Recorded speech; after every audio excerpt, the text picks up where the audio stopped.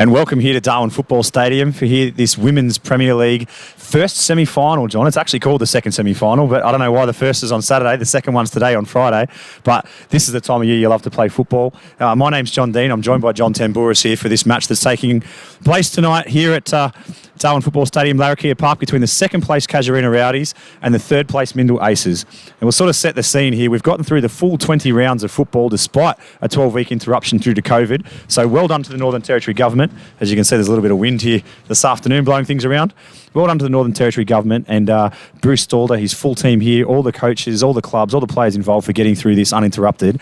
And we've landed now at our top four playing off, but we've got a shortened final series this season. Instead of this being 3v4, this would normally be a knockout semi-final with the major semi-final tomorrow with a second bite of the cherry. The second place Mindle Aces find themselves up against, the second place Casuarina Rowdies find themselves up against the third place Mindle Aces in knockout football.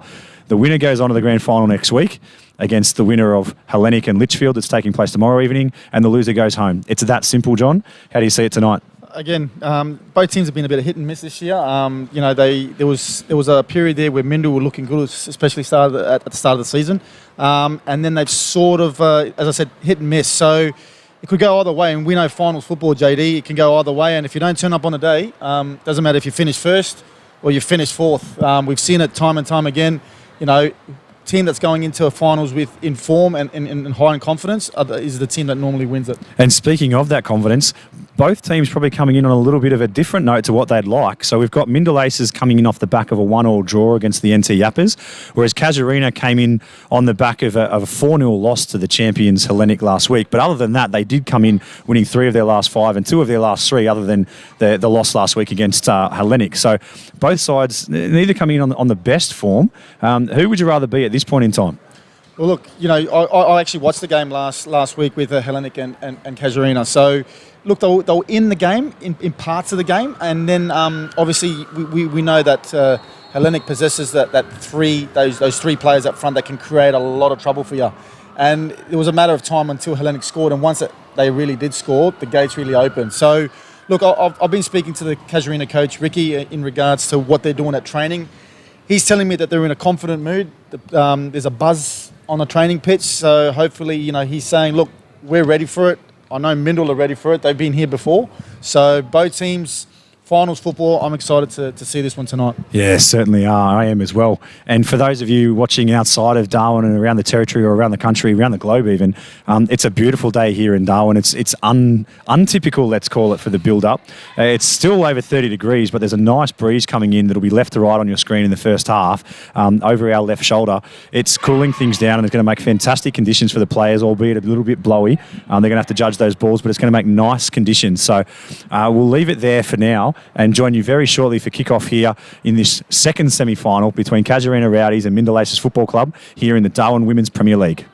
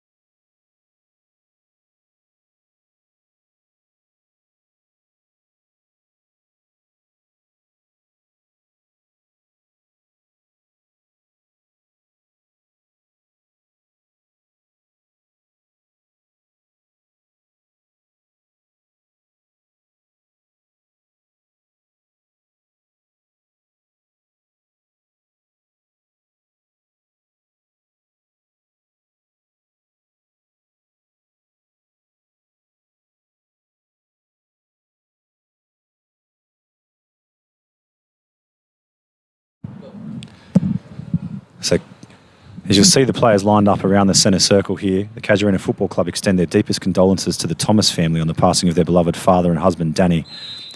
Danny dedicated his time to coaching juniors at the club, and his son, Bo Thomas, and Colby Thomas played and was also a passionate Rowdy supporter. Our thoughts and prayers are with all of you as the players take a moment's silence.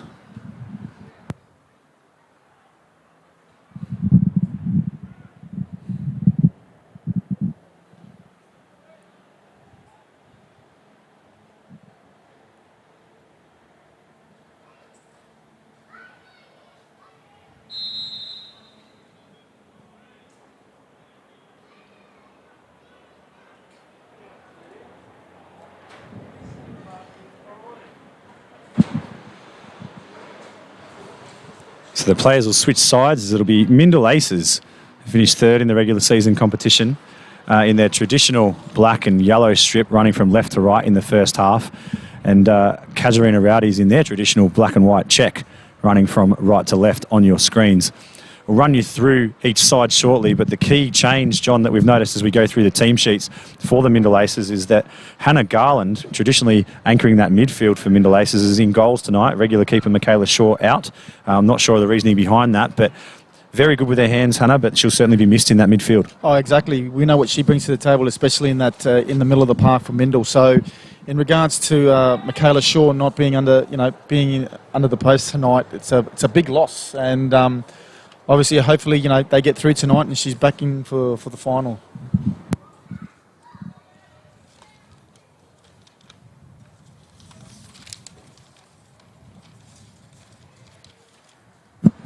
So our centre referee, Tim Lay, will get us underway here. It's Casuarina that kick off in the first half, and we'll go through their team sheet for you now. In 15 is Jacqueline Anion Smith. In 2 is Lisa Bleakley. In goals wearing number 1 is Shana Edwards. 3 is captain Alexandra Fulton. 10 is Rachel Hoffman. 7 is Yolanda Carnier. 11 is Erica Newton-Aragon. 17 is Jessie Newcomb. 4 is Isabel Pritchard-Davies. 16 is Rowan Ward. And 13 is Courtney Wilson, as we have an early throw for the Rowdies. As that trickles out, we'll go through the Mindle Aces team for you. In 6 is Matilda Carter. As we said before, in 1 in goals is Hannah Garland. In 8 is Marinelle Juan. In 9 is Rochelle Juan. 16 is Annabelle Kivet. 17 is Captain Jariah Kirby. 13 is Cassie McWilliam. In 7 is her sister Tegan. 14 is Cassandra Reeve. And 3 is Michaela Ridley. 12 is Chene Viset. So a longish throw into the box here. Able to control, and that's certainly taken no ball there, giving away a foul from Casuarina early, but that ball was still rolling. We'll be asked to go and take that one again.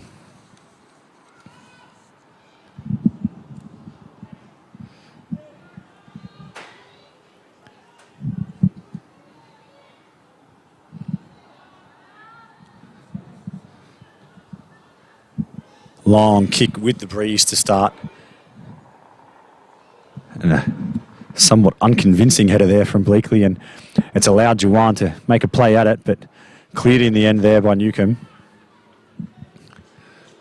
Interesting to see too, JD, both teams, the way they've set up.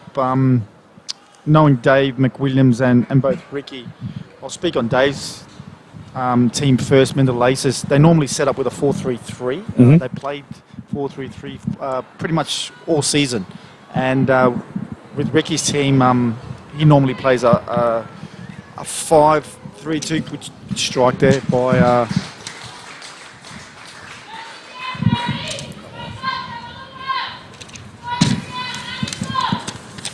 but yeah, going back to the setup, it seems like both teams have reverted to a 4-4-2 today.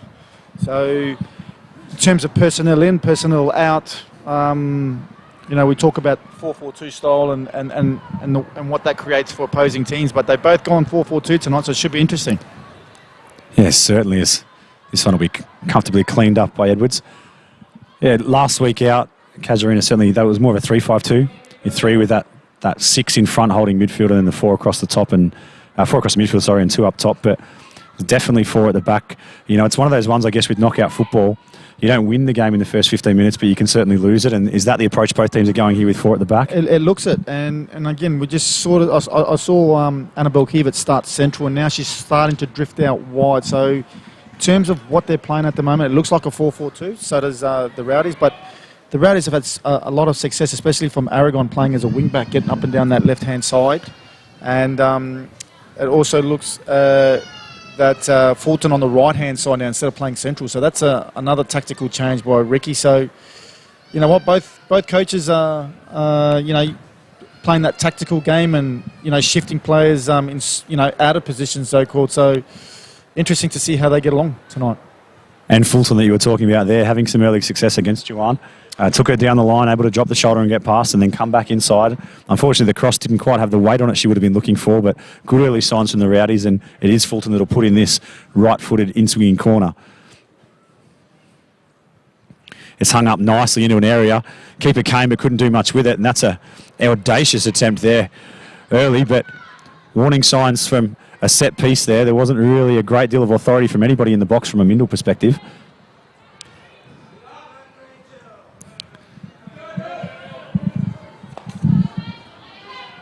And that's one to chase for Kiva. She's onto it now. Opportunity to get the cross in. And the ball's just beaten her out over the line. But certainly got pace to burn, Kiva. And you suspect there's going to be plenty of ball down this near side, the right-hand side for Mindle early in this first half. Yeah, she's had a great season so far this year, JD. Again, still only very, very young, but showing maturity and obviously banging in the goals. I think she's second on the all. Yep, with 14 goals in terms of obviously behind Gemma Martin from Hellenic. But yeah, she's had a very, very good season, and I wouldn't be surprised if she's on the score sheet tonight, JD. It's not a particularly ambitious call from you there, John. She's been finding the back of the net in most games this season, but as you say, she's been playing very well. It's number 16 in black and yellow we're talking about. It's Kiva, and it's a Casuarina throw that'll be taken here in the shade on this near side. As I said, pretty good conditions for Darwin football here. There's nothing for the players to complain about. And the deck's looking pretty good too. It's obviously out of water during the week with that rain that we've been having. It's making you want to lace them up, John. Again, I was lucky enough to play on pitch 2 on Wednesday night in the over 35s, JD. So in terms of the pitch conditions, been fabulous, and credit to Bruce and the staff for keeping it in good nick. It's had a lot of traffic on it this year, so it's in very, very good nick.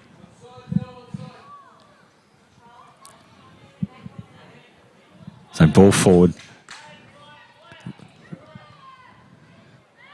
Both sides just scrapping in the midfield at the moment. There's been a couple of long balls over the top, but this could break for Kiva. She's certainly got the pace and some nice body work there.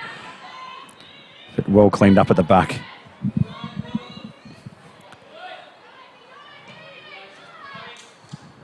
And McWilliam comfortable just stepping back and sweeping there. Another interesting tactic as well. Matilda Carter, again, used as a utility. She's played everywhere this year, but spent a lot of her time this year playing in the middle of the park. So she's going to join McWilliams on that right side of centre back. So it'll be interesting how she goes in the back four tonight.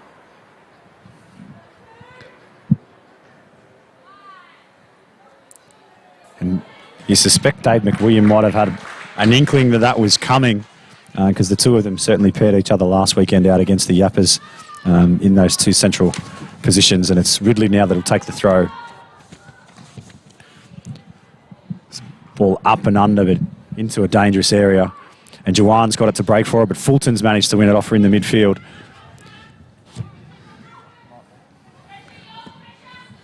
Chipped over into an area, but again, comfortably claimed by the keeper. So we're nearly 7 minutes through here at Darwin Football Stadium, Larrakia Park, and we'll take this opportunity to thank the elders, past, present and emerging of the Larrakia Nation, for the opportunity to play football here on this beautiful stadium on this beautiful night. And no team's really managed to find an advantage. There's been a couple of long balls, as that's some solid shoulder contact there and out for a throw. But you suspect another person that's going to really trouble the scorers tonight is Newton Aragon, wearing 11 and leading the line tonight for Casuarina. She's been on fire as well, John. She has, and usually plays on a wide left or wide right position. She's playing more centrally tonight, so see how she goes there. But again, loads of pace, and she gets any opportunity in front of goal, she'll finish. So looking forward to how she gets on tonight. As Fulton looked to put a ball to Newton Aragon there, but they just weren't on a wavelength, and it's turned over fairly cheaply, but one back just as cheaply. And again, just some nervous touches here, John. Both sides just, understanding the pressure of knockout football and not quite in their usual rhythm that we'd expect at this point here, not quite 10 minutes in.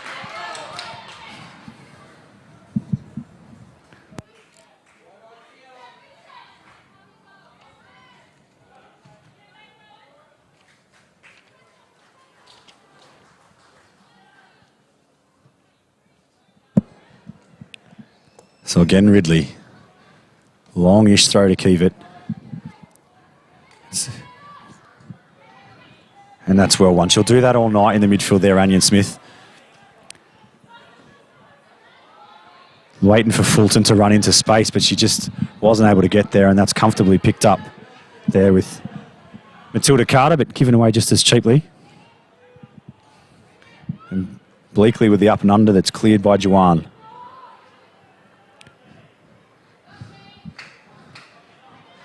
You feel Keevitt may be best served here to just drop the shoulder and run, and that's what she's done. She's got wheels, gets the ball in, had to win that tackle there, did Bleakley, and she got enough of a foot in to stop Keevitt. But as I said, this looks like a real avenue of intent here from Mindle Aces. Yeah, and it's good defending. Again, Bleakley obviously seen the danger getting close to her left-sided defender, and as soon as she beat the left-sided defender, she was quick to pounce and intercept and well-timed tackle. So, just a miscommunication there between the players. We expected Ridley to get that one back and perhaps swing across in, but lack of communication here early. As we said, just a little bit of nerves, but that'll play out well.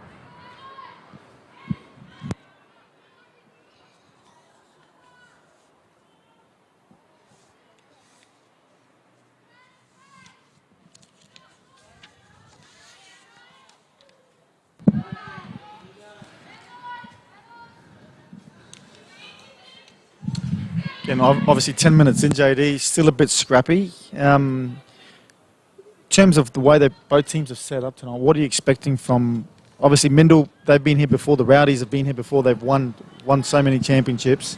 What are you expecting from both teams today? Well, I think it's the team that settles first, John, really. And, you know, they're both still young teams, but there's a little bit more experience getting around in this Casuarina side than Mindle. They're a very, very young team, the Mindle Aces. And as I said, Casuarina's still young as well, but there's certainly some experienced campaigners, or a few more experienced campaigners, Alex Fulton in particular, getting around for Casuarina. But you just feel whoever rides out this next 10 minutes, you know, the first half of the first half best and settles, they're more likely to get that first goal before half time, because it's been cagey. It's like a prize fight at the moment. It is, and again, not many passes, obviously not many clear-cut passes in terms of, you know, ball being played to feet, you know, clearances. People just clearing the ball and just sort of getting up and under and so forth. So until they settle, at the moment, not one of them have settled. So Was, I think, an audacious attempt from distance there. Captain trying to spark something in Kirby, but that one will break for Visset. She's got the opportunity. She's managed to keep the ball in, going for the nutmeg. Didn't get it cleanly, but did get the ball back. That's a cross in. Managed to get something on it, did the Casuarina keeper there, and she's won a foul in the end. No real intent there from Juwan, but just a dangerous cross into the area. And if there is any sun in the first half, it's probably going to favour the Mindle crosses from that side, but that'll disappear very, very quickly. As an unconvincing clearance there from Edwards.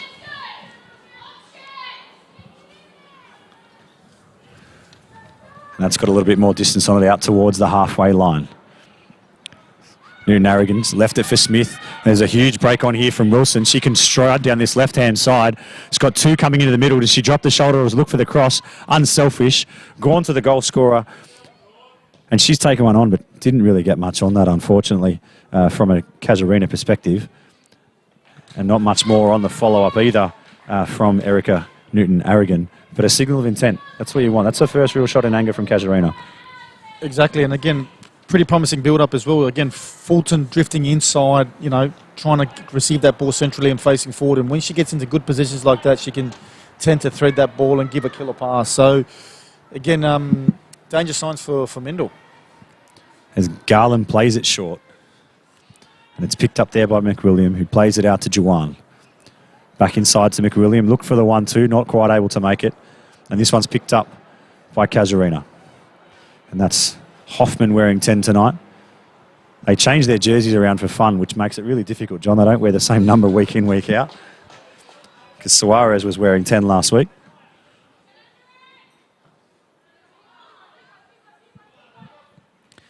Keevitt through.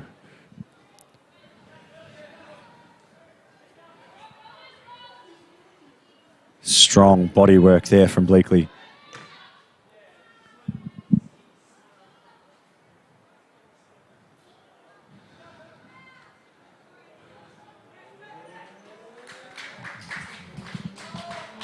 And that matchup between Ward and Kiewit is seeing plenty of action. It's the third or fourth time he just keeps getting kicked into the area there. He's going to have a long night in front of her, is Rowan Ward.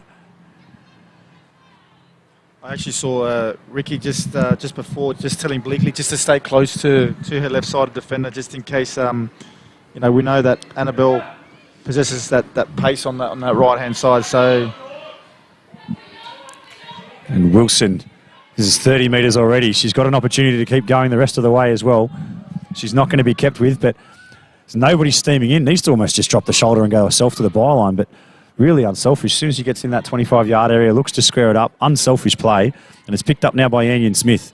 You feel that she's going to go to the byline and look to measure across. She's put across in a little bit earlier than that. Dangerous area. But again, good signs. There's been a good 3 or 4 minute period here for Casuarina. But are they exposed on the break going the other way? Because Kiewit's certainly got wheels, and that's a nicely weighted ball. Edwards is out, and she's got there first and put it out for a throw. The game's starting to livening up here, John. That's what we want to see, and the crowd's loving it. Exactly. Last 3 or 4 minutes, it's just gone up a notch, hasn't it, JD? And again, credit to the goalkeeper there, seeing the danger ball through, off a line very, very quick to clear the danger. So, good signs from Mindle.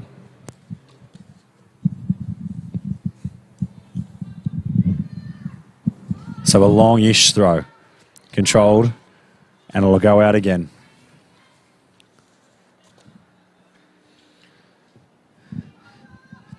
Cassie Reeve had been able to bring that one into control. She would have been able to turn, but that's a lot better work in there from Mindil. And you suspect if they continue to stay down here and keep this possession, John, they're going to be able to get something from it.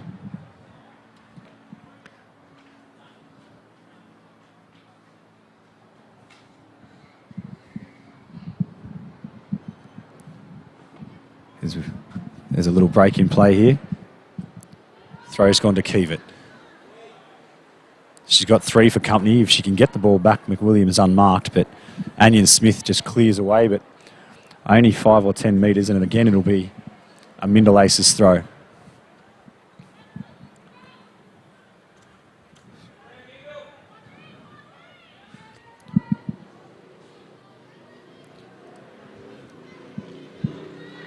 Just camp down this end, John. Ridley's going to get sore arms by half-time. Looks to put it again to Kiewit. And just some shoulder-to-shoulder contact there on Ward, and Ward picks up the free kick. Yeah, she does have that physical ability, doesn't she, Annabelle Kiewit? And again, we know what we're going to get from her. She's going to run for everything. She's going to give everything, and it's going to be a long afternoon for Ward tonight. So McWilliam wins the uncontested header in the middle of midfield, but Fulton's there to pick it up, and that's some nice footwork from the experienced campaigner. Couldn't pick out a pass, though, and turns it over. But a heavy touch there from Mindil, and we'll see it out for I thought it was a Casuarina throw. I think everybody thought it was a Casuarina throw, except our centre referee, Tim Lay.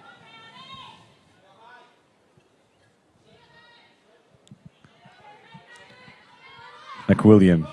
That one will be too heavy even for Kiewit, you would think. She's got there and got a touch on it, but unable to keep it in. And that's gone out for a goal kick. Initially signalled as a corner by our centre referee, but well picked up by our AR on this near side. That was definitely out before it was kicked into the Casuarina player.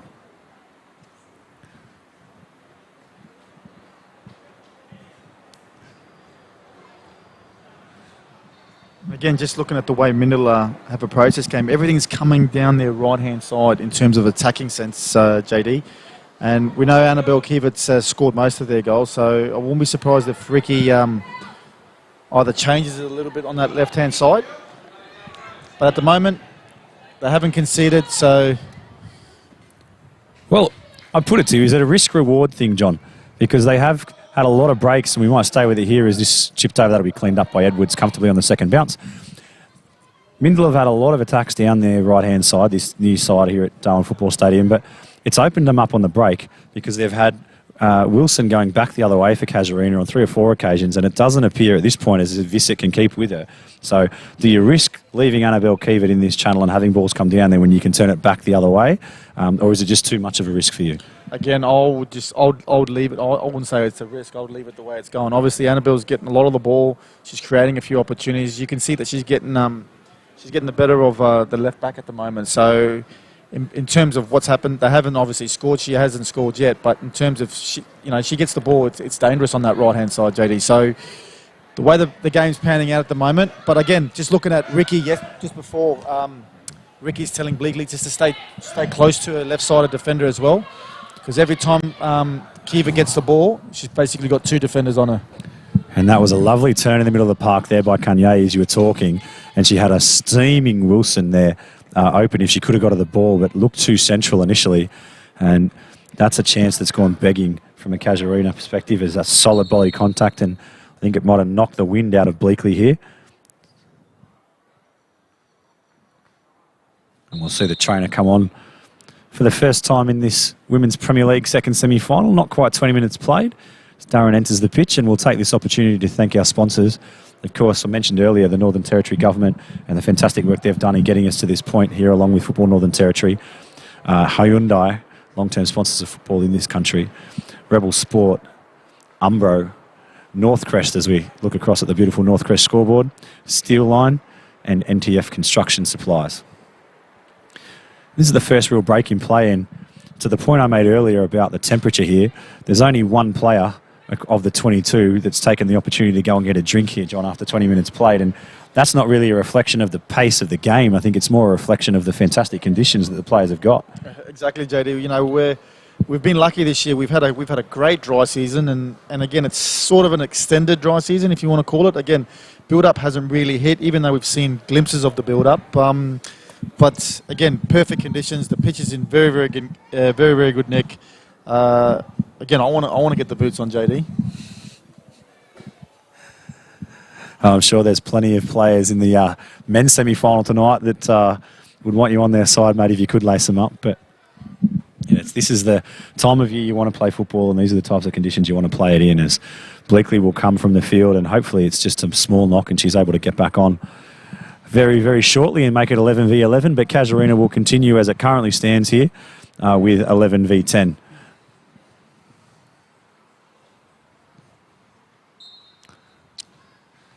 Sportingly, the ball's played back to the Casuarina keeper, and Edwards collects, and there's claps all around.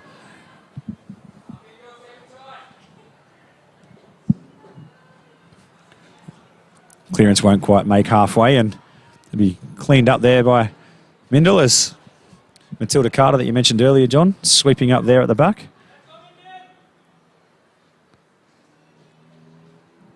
And in the back that time of Newton Aragon. That's going to be a good matchup tonight. She's going to pose plenty of questions for Matilda Carter, is young Newton Aragon. She's got plenty of pace, and if she's able to turn and get in behind, I can't see anybody catching her. Yeah, and again, obviously Carter would use her experience, obviously been playing the game for, even though she's still very, very young, she's been playing senior football for quite a number of years now, so, and she can play anywhere, JD, As this is going to break here for Kiewit from Juan. She's been able to get the touch on it, but unable to touch it round the keeper. And that was a really, really good opportunity there from what was just a series of unconvincing headers at the 25 yards out. And it's Visick now that's on the ball. And picked out in the centre by Pritchard Davies, and she puts it forward for that lady we're talking about, Newton Aragon, and hasn't she got wheels? Well done on the back though by Cassie McWilliams. She's managed to win the ball, but only put it out for a corner. But a real opportunity there. You can't blame Kiewit. She just tried to put it in first time, but perhaps if she was able to touch that ball around the keeper, she might have had a side foot home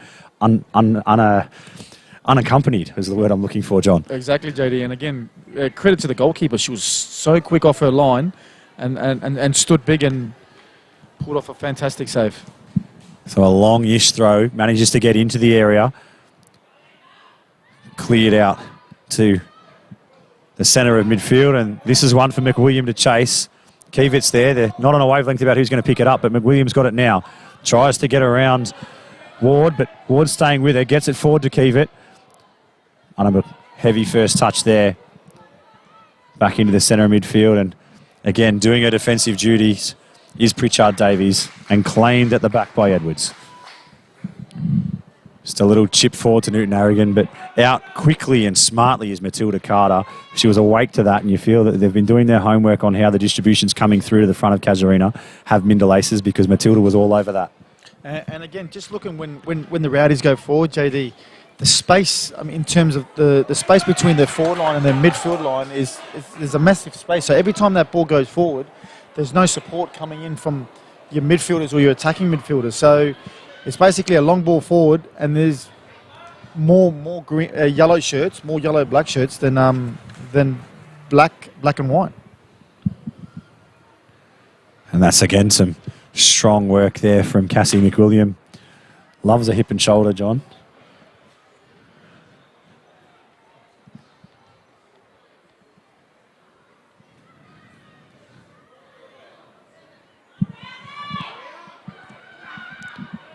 It's chipped over, and Wilson not going to be first to this one. Hannah Garland shanked it a little bit, but it's gone out in the area that they'd be aiming for, and Ward's managed to pick it up.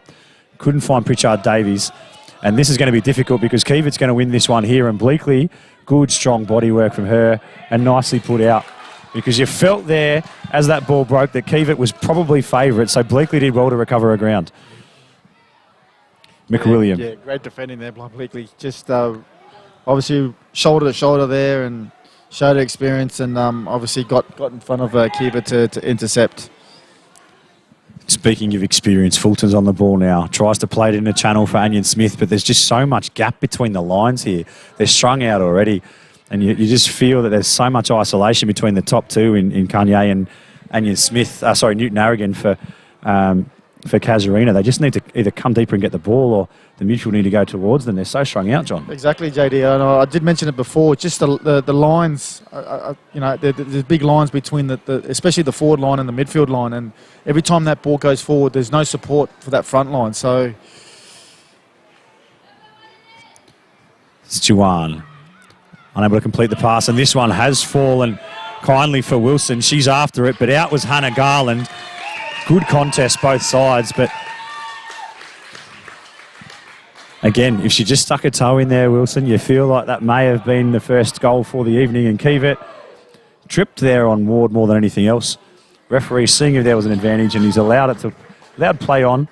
Nothing in that from Ward, but we will have a Mindle aces throw that Ridley will trot up and take, not 25 metres out from goal. And back this time for Reeve. Tried to play it forward there for Kirby, that the captain's turned the ball over. Captain to captain, because that's Fulton on the board now. And streaming forward now is Hoffman. Wins her team the throw as Joanne did her defensive duty, but could have maybe pinned the ears back there, Hoffman, and just tried to go for home herself. Yeah, she does have that pace. She can get up and down that line pretty much any time she wants. She's got that engine, and again, credit to Joanne as well for tracking back and doing what good wingers do and come back and help the defensive line. So Pritchard Davies on the ball. Was nice and able to get a turn, but again, she's turned away. Again, could have potentially carried on, but strong body work. Ignore that. That was not a whistle in this game. Strong work there from Anion Smith, and unfortunately ran out of real estate here at Darwin Football Stadium, but Joanna stayed down since doing that defensive duty, which is a concern, John. There's not a player that I've seen stay down this year, so instantly you're thinking that this might be something serious, and we hope that it's not. It was a pretty big tackle on the far side there, and it's just the way she just looks like she's holding her ankle there, so hopefully it's not too bad, because she'd be a massive loss if she came off.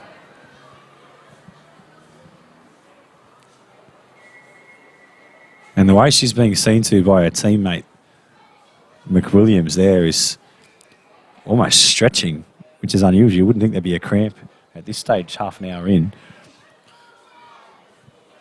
Well, conditions are a little bit different, JD, in terms of... Well, I mean, we did kick off half an hour earlier than usual, but as I said, these conditions are very, very favourable from a playing perspective. You know, at times, I guess players do get caught up in the the Friday night kickoff, particularly, if they're working outdoors during the day or, because they're out of routine, they haven't been able to necessarily look after themselves. Obviously, our players here are all amateurs, but the way she's limping off, Joanne, I'd say it's an impact injury, but she's in good hands with the trainer, and I suspect that the ice spray will do its job, and she'll be joining us to make 11 on 11 very shortly.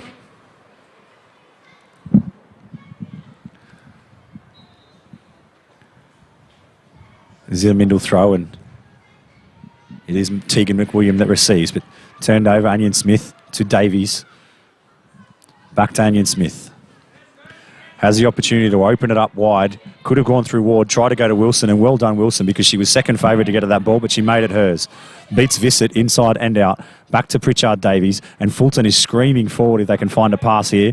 She tried to go inside when she probably should have gone out, and back there to pick it up was the Mindle Aces defender. Keevitt will do well to just hold this up here. She's gone to Visett.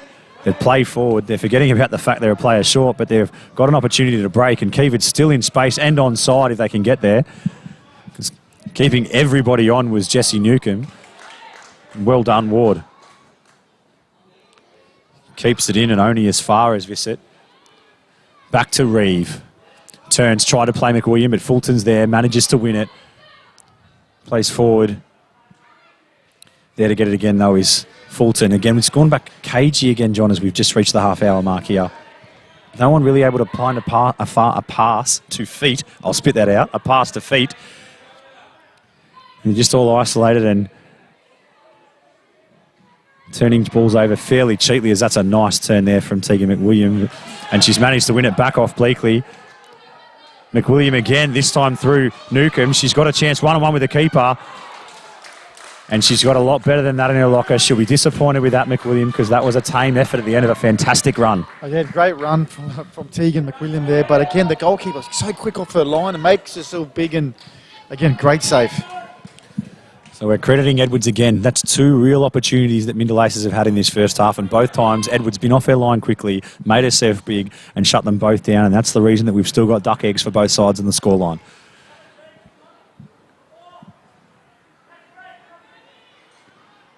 So Jawan's probably in the shot at this point in time, still receiving treatment. She's been off for a long time now. We're still playing 10v11. She's just undergoing a fitness test on the far side, the Northcrest side of the Northcrest scoreboard side here at Darwin Football Stadium.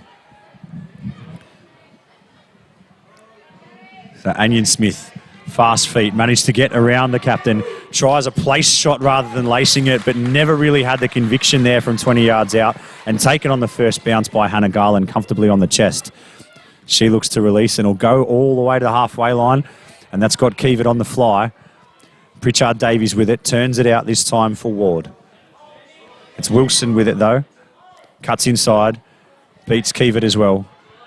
Pritchard Davies with plenty of space. Drops the shoulder and through to Fulton. Got the overlapping run coming now. Doesn't look outside, looked in and turned it over. We've got both Joannes on the pitch. That's her on there on the ball now. Recovered from the injury, back to her sister.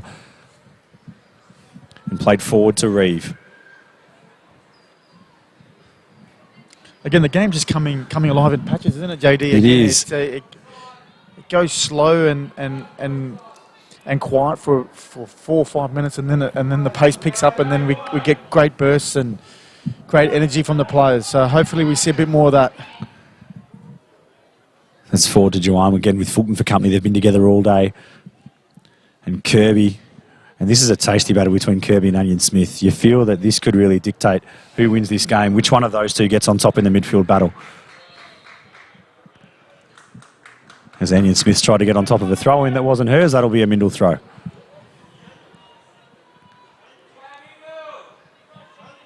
So it's Reeve. Chip ball forward, sort of aimless really there, and it's going to be picked up comfortably by Newcomb, who has time to turn, and she's played Hoffman. Gone central, not sure that was to Onion Smith or to Bleakley, but Bleakley's picked it up and she's put a lovely ball forward for Wilson. Again, though, Garland quickly off her line, able to claim, gets it to Matilda Carter, and Carter forward. Again, aimlessly, though. Just need to put a foot on it here when they're coming out of their own end, both sides. Yeah, again, it's basically hit and hope and just trying to play that long ball over the top onto any of the attacking players. So Good break here for the Rowdies. Just takes the shot on there with the right foot there, did Wilson. But that's better. Didn't look to just pass the ball inside when she got to the 18-yard box, but somebody tell her she's allowed to go in the 18. You can take it in there and cut it back or have a shot, but she's certainly going to get a few more opportunities. I'm sure she'll take one of them. Anion Smith plays the ball forward for Fulton. That's a much nicer ball. She's got an opportunity to drive here. She's into the area. Got Carter for company. That's taken a deflection, but either way, Garland's out there to claim. Cuts that one back a little bit further away from the keeper, and we had danger signs there if you're Mindle Aces, because that probably would have been a shot on target you would expect from the goal-scoring machine that is Newton Aragon. So Hoffman. Anion Smith, Newton Aragon going forward. Yeah, well read by Cassie McWilliams again. She reads the game so well. And you've played in some defensive partnerships yourself, John, but it looks like a good one here between Cassie McWilliam and Matilda Carter. But of the two, McWilliam seems to be the one that will drop as that ball's kicked into the area, and it is that lady Cassie McWilliam that cleared it, but only far forward as Kanye, and unfortunately the shot nowhere near the target to test Hannah Garland. Should be disappointed with that effort. Again, brought it down nicely, obviously from a poor clearance from Cass there, and just couldn't get her body over the ball there. And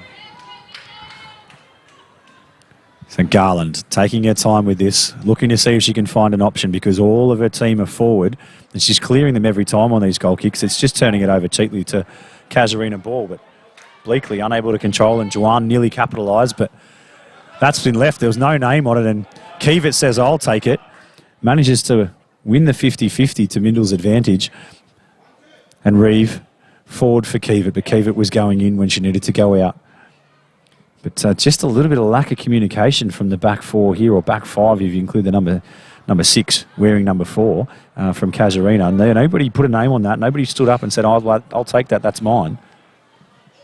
And we know with Kiewit up front, if you're not going to be demanding and you're not going to make decisions, she won't give you an inch and she'll be down on you. So they were lucky they got out of jail there, the Rowdies. So McWilliams on the ball. Tried to play that back out to her captain Kirby, but just didn't get enough on it. Carter driving. Puts the ball forward.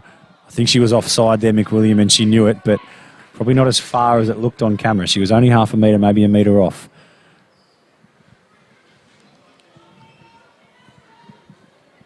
Edwards taking her time. Throwing this one back out. I don't think she's going to take this one. Or is this the ultimate favour from Newcombe setting it up? And it's short from Edwards to Newcombe. Chipped ball over, but again, one in a midfield contest by Mindle. They're winning those little 50-50 battles a little bit more at the moment, Mindle Aces. They just seem to want it just that 1% more, John. As we'll count that as a shot from midfield, but never really going to trouble the keeper there, Tegan McWilliam. Allowed to bounce. Kanye tries to control, but picked up comfortably at the back by Cassie McWilliam. Forward to Kiewit, opportunity to drop the shoulder. She's allowed to nutmeg herself and push forward off the ball, thrown herself in. Second time in 2 minutes, she's just thrown herself into a challenge. All action here from Kiewit. Lovely turn from the captain Kirby. She takes a shot on. It's more chip than anything else, and that will open the scoring here. It was just a chip shot from the captain Kirby, and after 37.5 minutes, John, Mindle Aces take the lead here, 1-0. Yeah, again, great finish. But just before that, just to make a bit of space for herself, and just to turn away from trouble and get her head up, and again, great finish and well-deserved 1-0 to Mindle. It was a fantastic turn, as you say, in the middle, and we just talked about the fact that the last probably 5 minutes of this game, Mindle just seemed to want those 50-50s a little bit more, and sometimes luck favours the brave, John. They've thrown themselves into the challenges, they've won the ball, and with a nice piece of skill and a lovely finish, they will play from in front here, the Mindle Aces, against the team that finished on top of them in the regular season, the Casuarina Rowdies.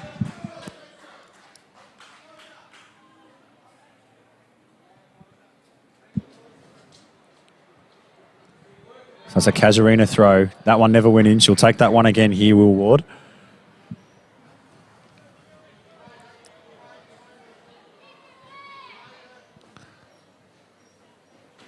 It's a very short throw and just tapped out of play by Kiewit.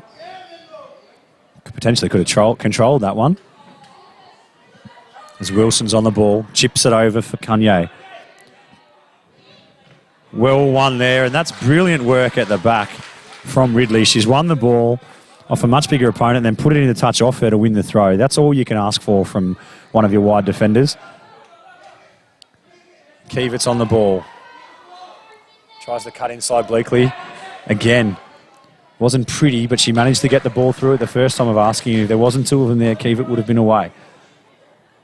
They've done that well today, JD, in terms of doubling up on Kivitz every time she gets the ball. So it's Ridley. Longer throw here. She'll certainly take this on, you would think, Kirby. She's tried to get the ball, make some space for herself. She's got two for company. Back to Ridley. Ridley's just a chip ball in an area. That's going to break for Juwan. First time header. That was a lovely measured ball in there by Ridley. Juwan was beautifully positioned, just didn't have the body position to get that one on target, but Edwards was coming, and unfortunately it's probably gone 6 or 7 metres wide in the end, but danger signs here at the back for Casuarina because there was nobody within 2 or 3 metres of Juwan there. Exactly, JD, and again you can see since they've scored they've gone up a notch. The crowd have got behind us. The crowd have been more vocal now, so again, the last 4 or 5 minutes you can see Mindle Aces are starting to get on top of this game, so... And that's the enthusiasm of youth. They've got a goal, they've got their tails up, they'll play from in front here. They're not scared of losing Mindle now.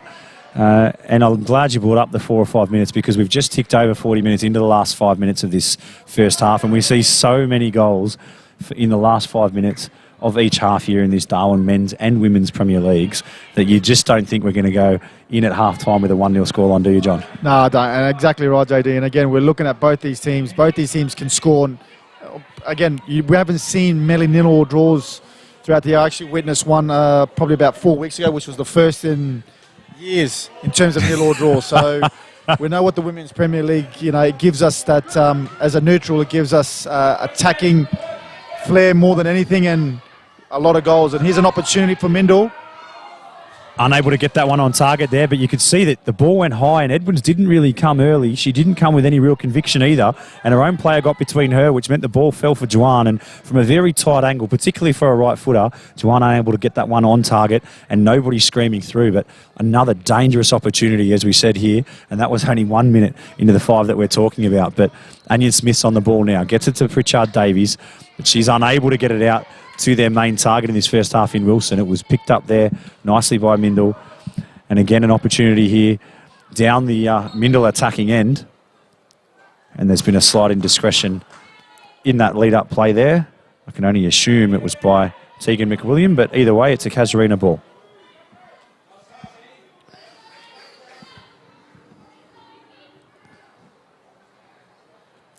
So Newcomb will take. You suspect this one's going to land right between the 2 lines of players that are lined up around the edge of the centre circle. And that's exactly where it has gone, and nobody's able to meet it first time. Coaches will be addressing that at half-time, John, because you don't want those dangerous balls bouncing. You want to make sure we get their first touches. Kivitz got it. Lovely touch. Heads forward. Runs blocked, but she'll still be a good chance of getting there. Well done in the end by Casuarina. Vissit. Again, forward, just one to chase, but unconvincing clearance there from Newcomb and nearly played Kivitz in. Out to Fulton. She's played it round for herself under sixer style. I'll send the ball left, I'll go right, and I'll still try and get there, but Juwan was able to turn and close it down and win the throw. Probably wrong option there for Fulton to try to take on Juwan. We know Juwan's electric in terms of pace, so... Big switch here from Mindle. A little bit further forward than they would have wanted was Vissit.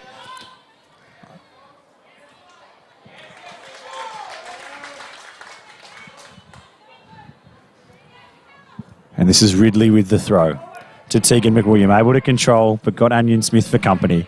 Back to Ridley. Puts it forward to where your number 9 probably should be, but playing wide at this point in time. We're both of the forward players from Mindle. This is to Kivitz's feet. This is better. Find some feet up top. And taking it on again. This is a carbon copy, John. That is exactly the same shot. It's nearly gone in the same spot. And Captain Kirby has got 2 goals here. And the Mindle Aces will lead 2-0 after 43 and a half minutes played. You know, we talk about the finish, JD, but just the combination play there to get that ball. Ball got played into to Kiva. She just laid it. She just bounced it off to her, and then first time shot. Great build up, great goal. 2-0 to Mindle. And they're looking pretty comfortable at the moment, JD. Well, it's the first time they've really played her feet with her back to goal, John. You know, there's so many balls that have gone forward in this first half for Kiva to chase. That one actually went to her feet. She played a more traditional ball back into the area and obviously filled with confidence from that first goal. Kirby said, I'll take this one on. Edwards was not too far off her line, to be fair, and she's picked it out again. And as you say, 2-0, we said there'd be another goal before half-time, and could we see another one here as this one's broken for Newton Aragon? She's tried to take it on, but well blocked in the end there by Cassie McWilliam. And you want to see a reaction here. Anion Smith, audacious from 35 metres out. But you do want to see a reaction from Casuarina here before half-time, even if it doesn't result in a goal. Ricky Fulton, the coach, will want to see their players lifting. And this is a lovely run into the area here from Hoffman. She's played it back, and Anion couldn't quite get it on target. Ridley did fantastically well there to get a leg in, because that could so easily have been 2-1. And we talk about, you know, last-ditch tackles, last-minute tackles, and that was a clear example there from Ridley. And again, you know, we talk about, you know, clean sheets, what wins your games. Obviously, goals wins your games, but, you know, that there is a great example of defending. Well done. And the desperation that you want to see, despite being 2-0 up, it's so easy to switch off. They talk about 2-0 being the most dangerous scoreline in football, but that will really buoy the Casuarina Rowdy Football Club heading into half-time, because that's the first time that Hoffman's really driven hard at the byline, and certainly if they can get Wilson doing the same thing on the left-hand channel in the second half, then they'll get some real opportunities to peg these goals back. But as we're into injury time now, that's a lovely ball from Fulton at the back post, and able to win the header, but not able to get it on target is Wilson. And there must have been a touch there, because we've got a signal for a corner that will be taken on the opposite side by Anion Smith. But need to hold out here, the Mindle Aces. They don't want to concede so quickly after going up in what has been a fairly comfortable half for them to be leading 2-0, John. So, Anion Smith, good backstick corner. Isabel Pritchard Davies got there first, won the header, just couldn't get it on target. And that is two great chances from two great corners, and they've both gone begging, John. Exactly right, JD. And again, you know, just scoring a goal just before the break would have done a lot for their confidence going into the break. So, yeah, tough one.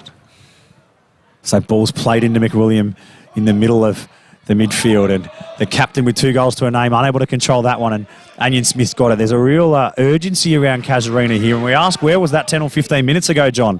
Because the game's certainly not gone, but they're further behind than they needed to be.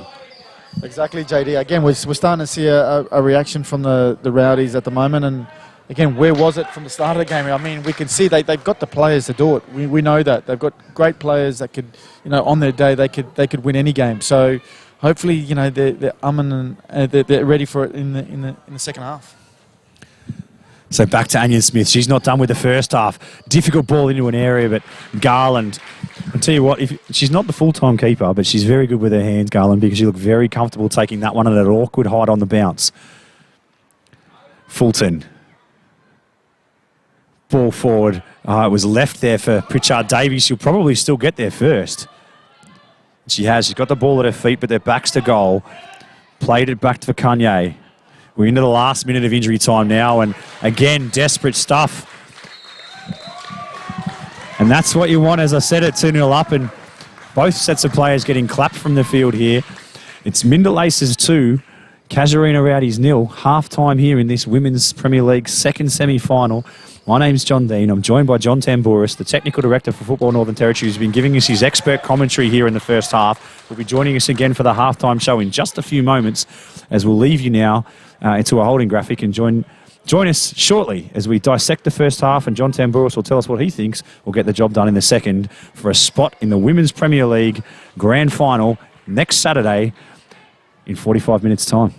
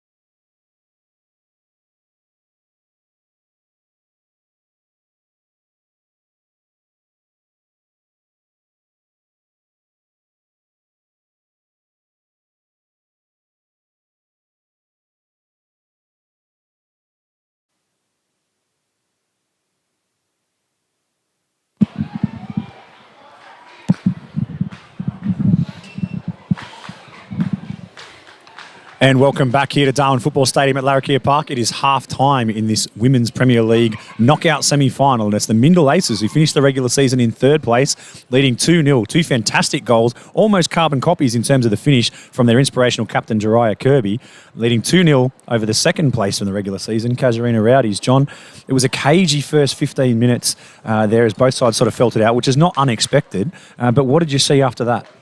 Again, the game came in patches as well, JD. We talked about it at the start. You know, you were seeing the game come to life in certain periods of the game.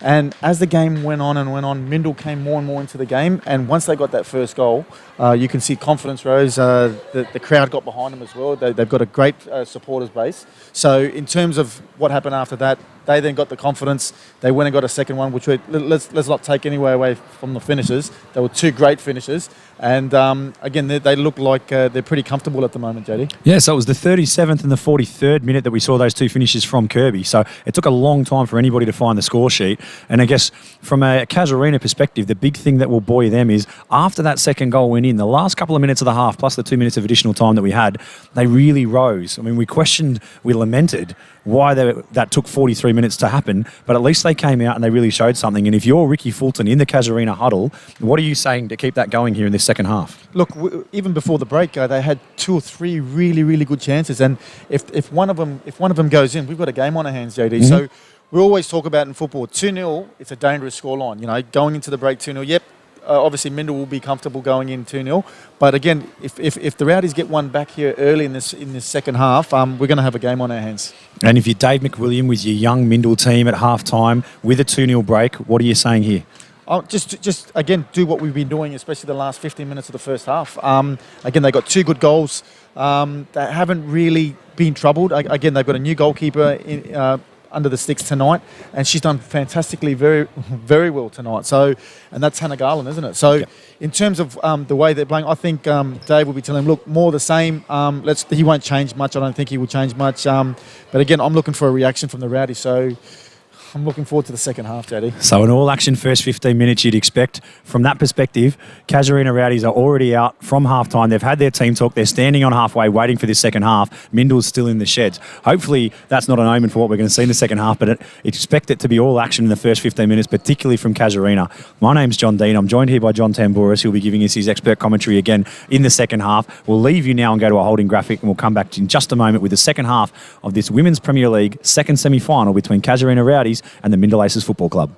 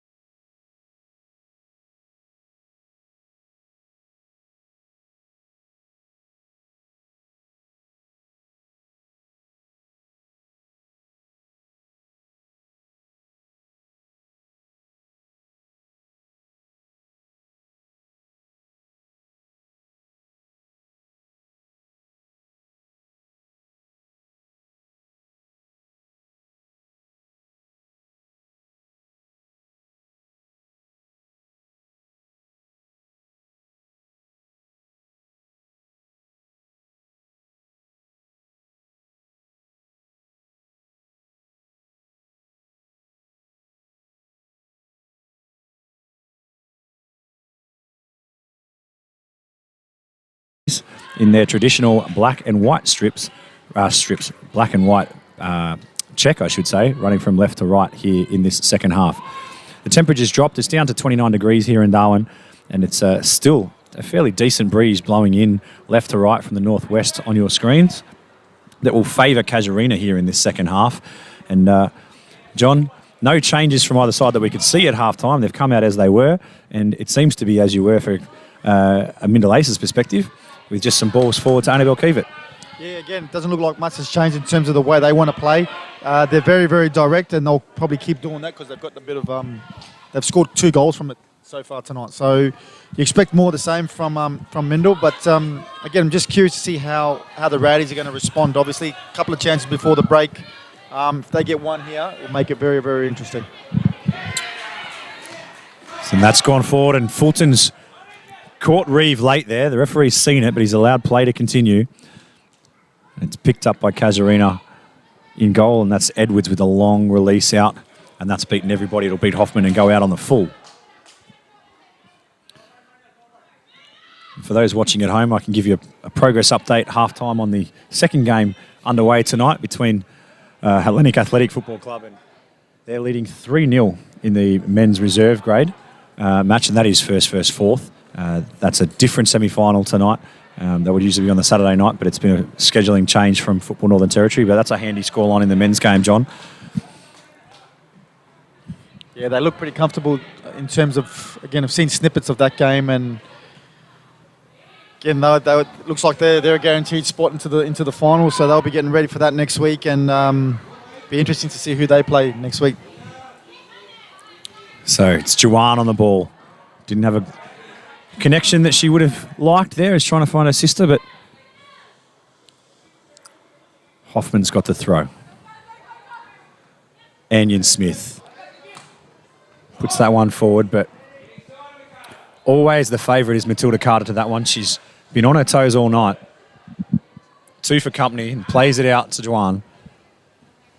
Turns it inside, and Anion Smith's on this one now.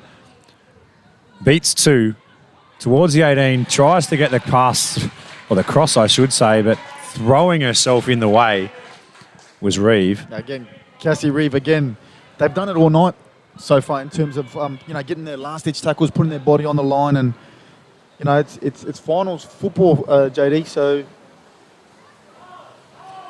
Good turn. Anion Smith on it, makes some space on her left foot, but again, throwing herself in the way. Matilda Carter this time out. Mindil just wanting it. There's more desire in terms of their defence. Pulling out of that one there. It was well read at the back, but Vissit just didn't commit to winning that one in the midfield. Perhaps could have picked it up. Ridley with no such problems, though. First to it. Beats Newton Aragon to the ball and puts it out for a throw that will be taken on the far side, the Northcrest Soilboard side of this Darwin Football Stadium by Isabel Pritchard-Davies. Longish throw in towards Kanye. Flicked over, but still won, an unconvincing shot and an unconventional save from Hannah Garland. It allowed that one to bounce inside her before picking it up, and a fairly decent release that will bounce over in the favour of Joanna. First time of asking. She's gone up bravely there because she could have been absolutely smashed off the ball by Newcomb as she travelled forward with the flight. Juwan. Back to McWilliam. Long ball. That's a handball there by Anion Smith. Not spotted by the referee. To Hoffman. Looks for a run down the channel. Plays Fulton's feet. Back to Hoffman. Just behind her, unfortunately, and that one's going to be a Mindle throw. A little bit more adventurous, though, from Casuarina here at the start of this second half. Yeah, game's a bit more open in the second half, and I'm just curious to see, when Ricky will actually just roll the dice and go for it. Yeah, his bench does go deep. That's Ricky Fulton we're talking about, the Casuarina Rowdies head coach. He's got plenty of talent on there that he can throw on, but he's stuck with his starting 11 here at the beginning of this second half. It's good, strong work here, maintaining possession, and lovely turn back inside. Wilson showing all the skills, got a pass in the end, and she'll look for the 1-2, gets it back. It'll need to be an impressive cross, and unfortunately she wasn't able to get it through, but able to win herself a corner off Tegan McWilliam there, and you suspect this will be Fulton that'll take here on this near side here at Darwin Football Stadium. Again, the Rowdies are very, very dangerous off set pieces, JD. We saw just before the half they had 2 set pieces, which they, on a good day, they would have converted. So it's all about the delivery, and we know Fulton's got it in her locker. That's it, and she'll have the right-footed in-swinging corner, but you suspect this is just going to be hit at the back stick like it was in the first half because they were oh so dangerous, and that's what she's done. It's swung in more to the near post, but again, Pritchard-Davies first to it, unable to get it on target.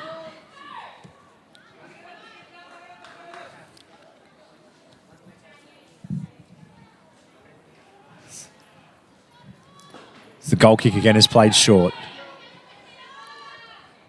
Happy to play it out here, very confident at the back, but only as far as Hoffman. Turned inside by Pritchard Davies. Anion Smith with a big up and under that'll harmlessly bounce out for a Mindle goal kick. So JD, obviously you're doing your coaching license at the moment, your C license, that's correct. And just want to throw something at you. 2-0 down, 51 minutes in. You're obviously 2-0 down, 51 minutes in. Not a team coached by me, mate. What would you be doing? What would your message be to the players now? If I'm Casuarina, I think as I said in the call during the first half, John, they need to get the ball into the byline and cut it back. That seemed to be their best avenue. But when they had Wilson streaming forward, she was trying to pass the ball at the top of the 18 rather than getting into that dangerous area. And the one time they did, and it was Hoffman that made the run down the right-hand side and cut the ball back, they were creating chances. But the matchup with Kanye, who's in the orange boots, the hit and hopes aren't going to come off, and they've not been playing her feet. So they've got to get balls into her feet, and they've got to get both their wingers running into the byline and cutting it back, as we see now from Pritchard Davies, and that's a more dangerous ball. That's going to be the better road to goal for Casuarina. Do you change your formation, JD? Do you play, do you go with 3 at the back? If I'm Casuarina, I wouldn't normally under normal circumstances, but if I'm Casuarina here, I would, because they typically play a 3-5-2. They're comfortable with it. Revert back to that and get my team comfortable. And again, it allows both those wide players to get into the channel. But Ricky's opted to stay with the back 4 at this point, and he's got essentially 4 on 2. He's got a completely unmarked Newcomb standing there from this corner as it's swung in. Better ball. Unfortunately, they just kicked the ball out of her own possession there to Kanye, but Fulton again will just chip this up into an area, and that's actually on target. But well done, Garland. That was a shot, not a cross. Make no mistake, she's seen Kirby do it in the first half and thought, I'll try near post with the same inside of a foot effort. But on target, didn't get the same result. So I put it to you, John. You're the expert of experts. Do you run with my game plan, or are you doing something different? I would go 3 at the back, straight up. I would flood my forward in terms of playing 3 up front. So you're going a 3-4-3? Yeah, I'll go 3-4-3, JD. Yep. Again, I'll roll the dice pretty early. We know that if Mindle get one more here, the game's pretty much over. So, again, 2-0, dangerous scoreline, semi-final. I'll go for gold. Spoken like a true defender. And this is broken for Pritchard Davies. That's a good shot, and that stings the gloves of Garland. With the wind at her back, she put her foot through that, Isabel Pritchard Davies, and that was not an easy save for Garland. Really had to get her body weight behind that one with the hands. But that's what we want to see here from Casuarina, and from a neutral perspective, you want to see them really throwing caution to the wind and backing the wind at their backs and trying to get one here early. Fulton, a little bit more central than she was earlier in the game. And this is down in the channel for Wilson to chase. And as I said, we want to see Wilson go to the byline here rather than just trying to chip early. And she's cut back in onto her left foot. Tried to get the ball back into Fulton on the ground. Perhaps would have been better served again, just going to the byline and putting it onto her more favoured right foot and cutting it back.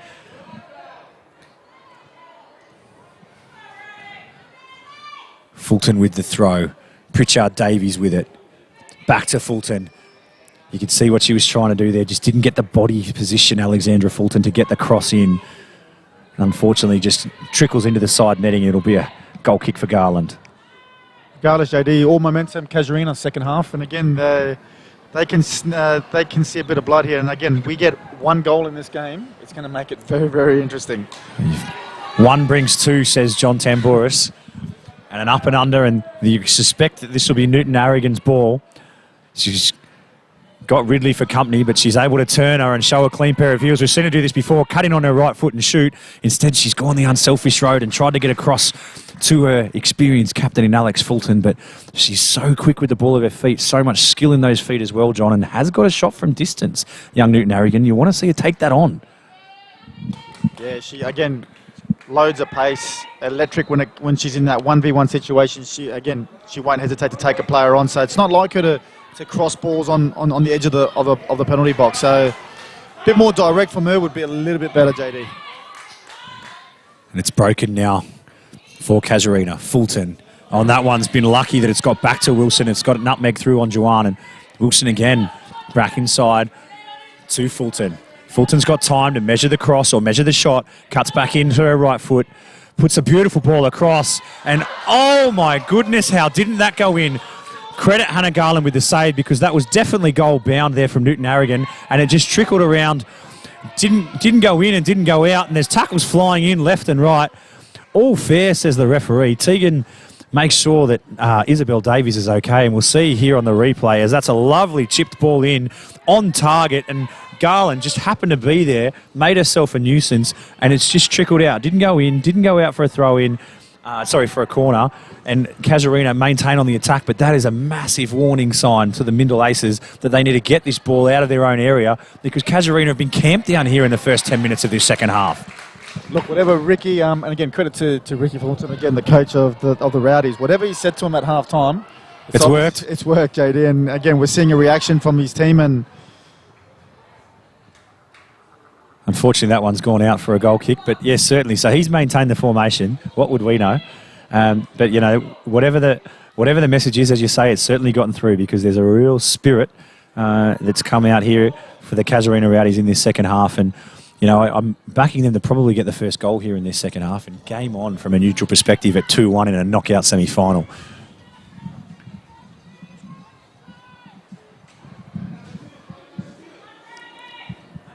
And that's a ball forward for Keevat to chase, and it looks like Ricky might have been listening to us, John, as it appears to be three at the back. If that, either that or Ward was out of position, I'm not 100% sure. We'll keep on that, but a little shirt pull there from Keevat, must be. yeah, as you can see, JD, he's given the right wing back, which is number 10. Hoffman. Yeah, he's given Hoffman that free range to get forward and support the forward. So she's playing a wing-back role, and obviously the three with Ward at the back. And now the two central defenders will stay. So looks like he's going for it. Yeah, and also going forward here is Dave McWilliam with a double set of changes. So we're seeing Juwan come off and Vissit come off, and we're seeing 11 come on is Jade Bates. You suspect that she will lead the line. And then also coming on is the number 5, and that is Sally Ann Hunter, as I have to look through my notes to find that one. Hunter's dropped straight into that midfield area, and Bates, as we said, is leading the line. And that's another lovely shot there. That did not go over by much from Hoffman. As you said, got licence to get forward now that they're playing with more three at the back. And she's sort of a nominal wing-back in a 4, I guess, Hoffman. She's certainly lining up further forward and getting down, but saw what Kirby did in the first half and thought she'd try her luck, and that was very, very close. Yeah, again, great strike by Hoffman. Just got a bit under it there in terms of her body shape, but again, warning signs for Mindle.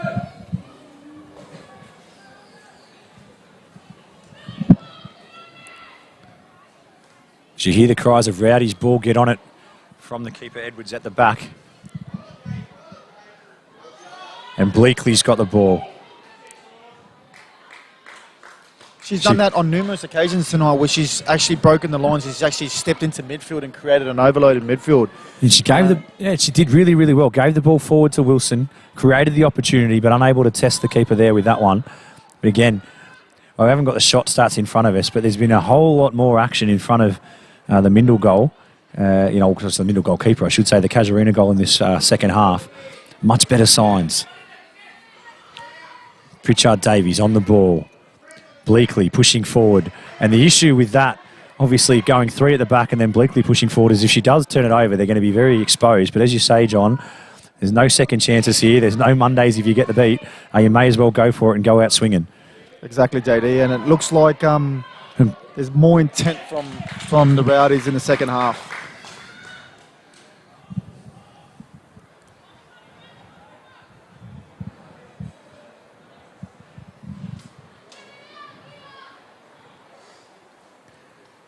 Alexandra Fulton's thrown that one straight into Juwan. Looked like it was going to go out for a corner, but well kept in, and it's just gone out through a Casuarina throw. And that's another long throw into the area, but well picked out by Matilda Carter. Reeves. She's been good tonight, JD. Matilda Carter, very solid performance in obviously slotting back into that, call it number 3 role as a central defender. So she's played very, very well so far tonight.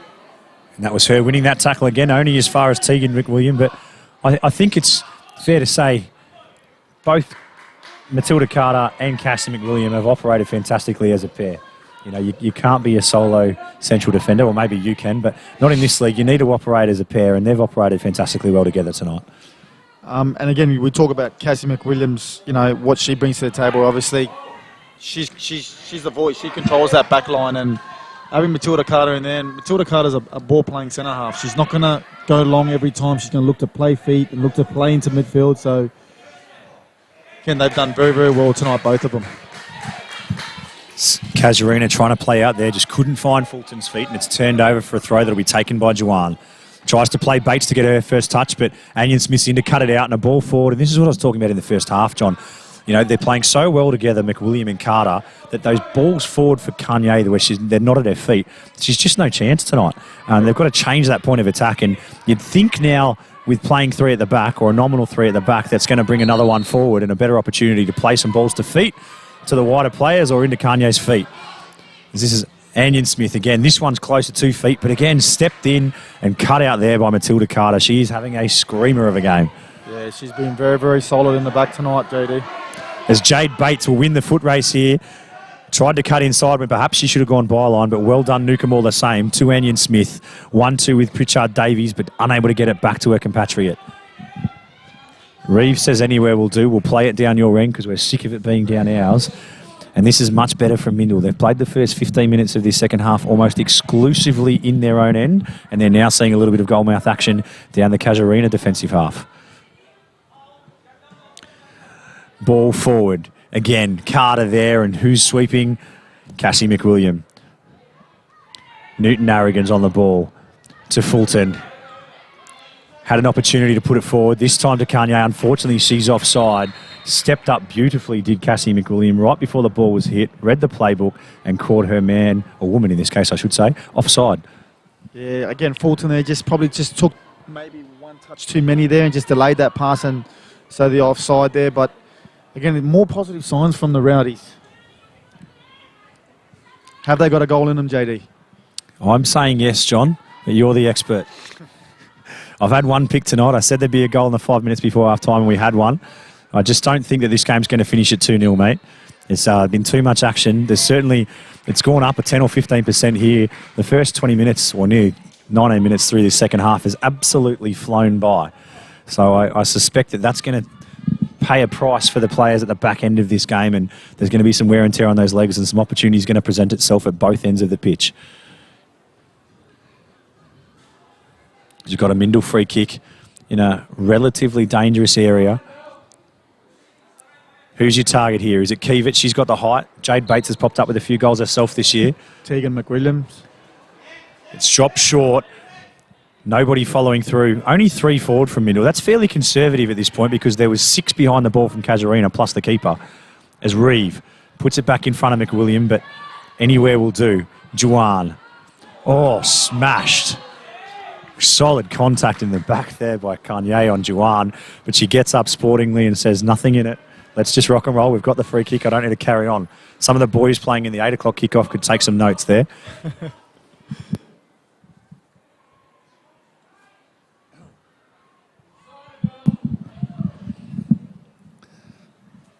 So another free kick here. This one will be taken by Reeve. A little bit, not by Reeve, sorry. By McWilliam.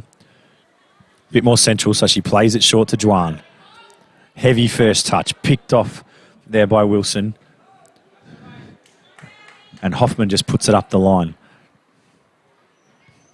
Yeah, Mindle will be happy with that, obviously keeping the ball in the Rowdies' half. Obviously a few players now just doing some light stretching. Bit of cramp starting to settle in here. Up and under. You suspect that Kanye will be favourite to this despite the fact she had 2 for company. And that's the first meaningful involvement from Hunter, who's wearing the headband tonight. Well done by Joanne. Again, Mindle just happy to put their body on the line. Well done, Pritchard Davies. Strong body work, but She's turned and put a ball forward to nobody, and this could break here for Keevat. Well done, though. Credit Newcomb. Strong body work, held Keevat up and allowed Edwards to come and claim. Yeah, Newcomb showing all her experience there, just using her body there just to fend off Keevat there. And lovely work. Newton Arrogant, full turn, but just like a little bull terrier. Ridley wouldn't let her out of her sight, came back and won it at the second time of asking. Garland, little chipped clearance. Forward is Anion Smith. Takes the shot on. That's going to... Height wasn't too bad on it, John. I'm not sure how wide it was, maybe 2 or 3 metres in the end, but it looked all right off the boot, didn't it? Yeah, it did. And again, great technique. Obviously, you know, just on the volley there and...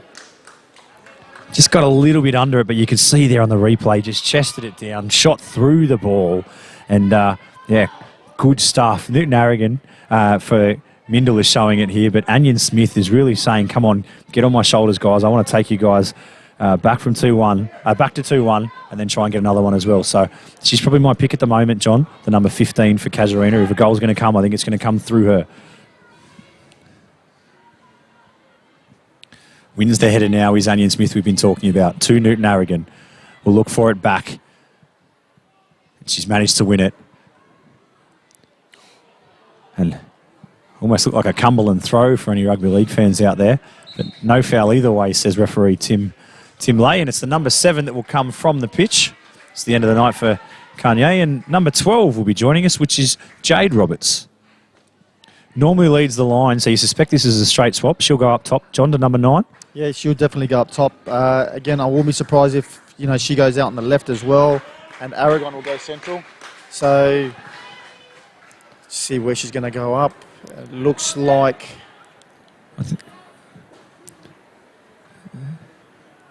So is it Fulton that's been pushed forward here, wearing 3 on her back? And we'll have Roberts operating on the right-hand side, and as you say, Newton Arrogant out on the left still, but you suspect that she's got to get central at some point. She's got such good wheels, such good feet, that if Casuarina are going to persist with these longer balls forward, she's the person you want up there in that number 9 spot, so that if it does get past Cassie McWilliam and Matilda Carter, who have been absolutely rock solid tonight, she's the one that can win the race to it. Exactly right, JD, and she's obviously good too when she plays, when she's got her back towards goal. She comes and brings players into the games, obviously comes short. So again, it'll be an interesting move by Ricky, but again, it looks like he's rolling some part of the dice tonight. So Keevat, nice ball. Jade Bates should have probably headed that or volleyed it. I think she wasn't sure whether to control it or hit it. In the end, did neither. It's forward to Juwan. But what an opportunity to come on for Jade Bates and make yourself a hero with the substitution. It's come out now for Fulton. She's headed over, had McWilliam for company and Carter sweeping up. Long ball from Bleakley. Again, Carter, strong. McWilliam, ball forward. This will fall for Keevat. She's got an opportunity, chips over. I think there was a save in all of that from Edwards. I don't think it just went straight out from Keevat, but the referee disagrees and says that it's a goal kick. Again, like we talked about in the very first half, John, just a little bit more composure, and that'll come with experience. And she could have perhaps just tapped that one down or side-footed around the keeper rather than trying to go over the top, and could have had another goal here. Yeah, I think she was just worried where the goalkeeper was. Again, the goalkeeper came, steaming out there, and I think that was in the back of her mind. That's probably what caused her to fluff her lines there. Which is surprising because we've seen her throw herself in so many challenges tonight, Annabelle Keevat, with just reckless, disregard for self-preservation at times. But again, good opportunity for Mindle. They've worked themselves back in. They've weathered this Casuarina storm that's come. We're now 70 minutes played, so 25 into this second half, 20 to go. And Mindle not on top, but have weathered the storm from Casuarina.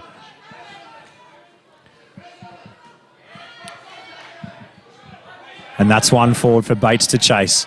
Headed unconvincingly forward, and Bates has got the ball at her feet, but stepped in and won it out there was Newcomb, and cleared away by her central half partner in Bleakley. Reeve, Kirby, Fulton should win this, but well done.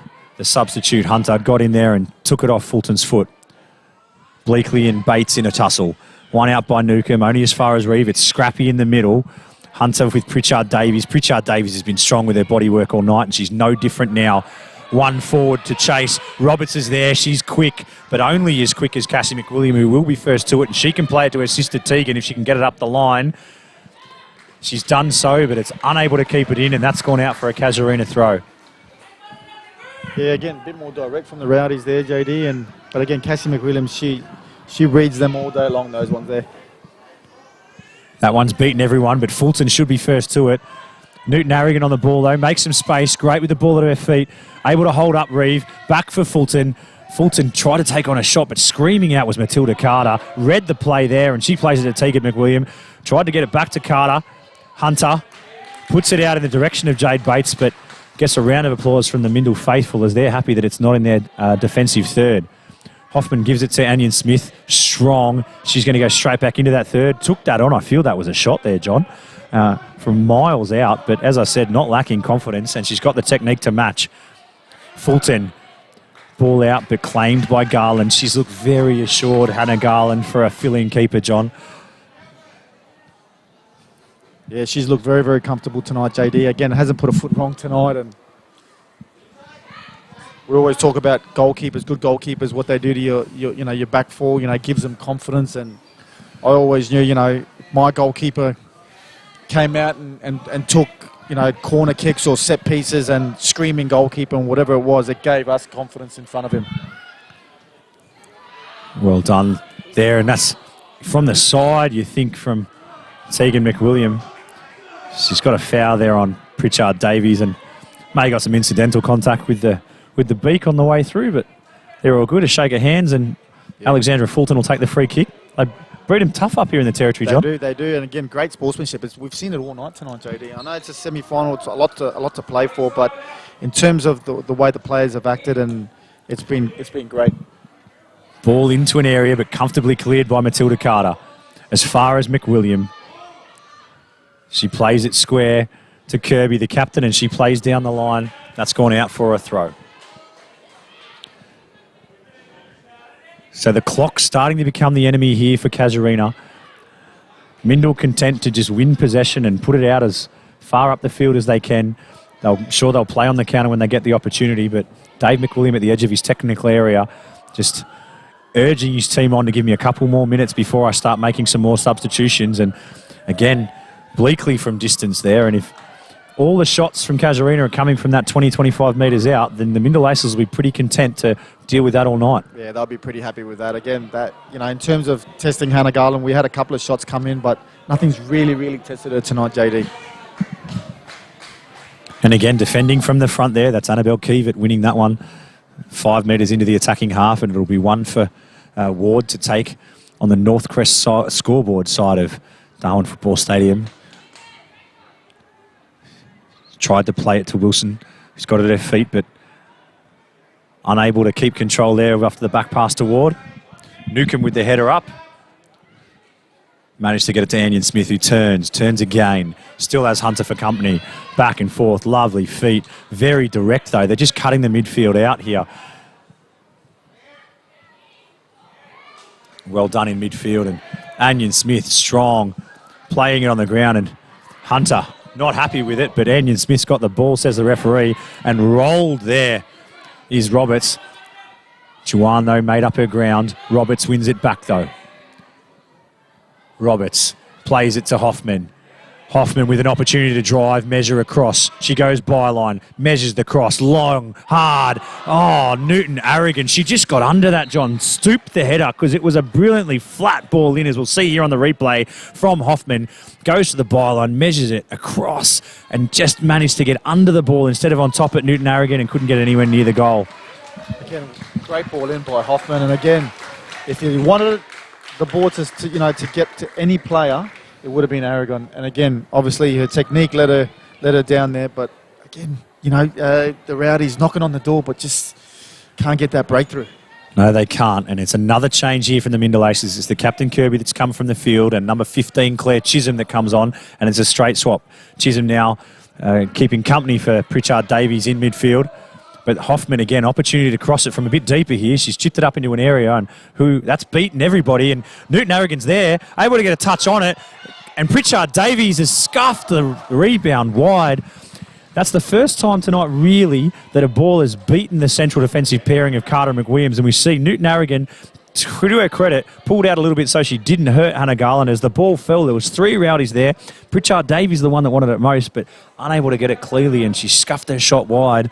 You need to get one here, John, there, inside the last 15 minutes, and really haven't rolled the dice in terms of substitutions. As I said, their bench goes deep, the rowdies, but they haven't really gone to it yet. Yeah, and again, I won't be surprised if we do see a couple of changes coming, but in terms of what we've seen so far from the rowdies, so it's been rowdies the whole second half, JD. So again, and they still haven't scored, which is, it's a tough one to handle. And again, you don't take your chances, especially in finals football. You don't win your games. Absolutely, and keeping the clean sheet has been a big ask against what has been a absolutely rapid attack from Casuarina here in this second half, but they've done so very, very well. And to be fair to McWilliam and Carter, as I said, that's really the first time they've actually looked like they've been under any real pressure. So just the two of them handling the big stage with aplomb, experience beyond both their years. And speaking of experience, we'll see that one just allowed to roll out by Cassie McWilliams, and this will be a substitution here coming from Casuarina, and it's the number 16 that'll be coming from the pitch. That's Rowan Ward, and she'll be replaced by the number 5, and that is Ashley Sales.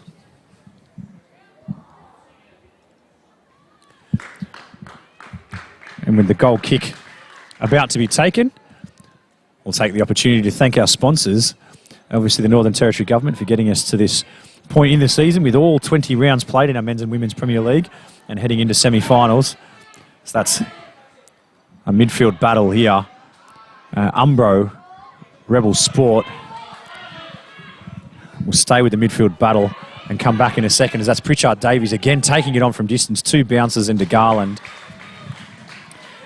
You can see the urgency in the attack, John, but the execution is not matching the ambition. Exactly, JD. Again, they're getting into some good positions. It's just that final ball, that execution is what's letting down the rowdies tonight. As there's a handball there from Hunter, and we'll finish off, obviously, with Rebel Sport, Northcrest, NTF and Steel Line, thanking all of our sponsors for Northern Territory football, and well done again to Bruce Stalder, the CEO of Football Northern Territory, all of his staff, and the grounds people here for what is an immaculate pitch here for this second semi-final. Obviously, the first semi-final taking place tomorrow evening, half an hour later kick-off between Hellenic Athletic, our premiers of 2020, and the Litchfield Football Club. Looking forward to that one, John. First, fourth. I am, JD, and again, in terms of confidence, I think Litchfield are really on the high. I think in terms of their last 6 games, they've won 5 and drawn 1.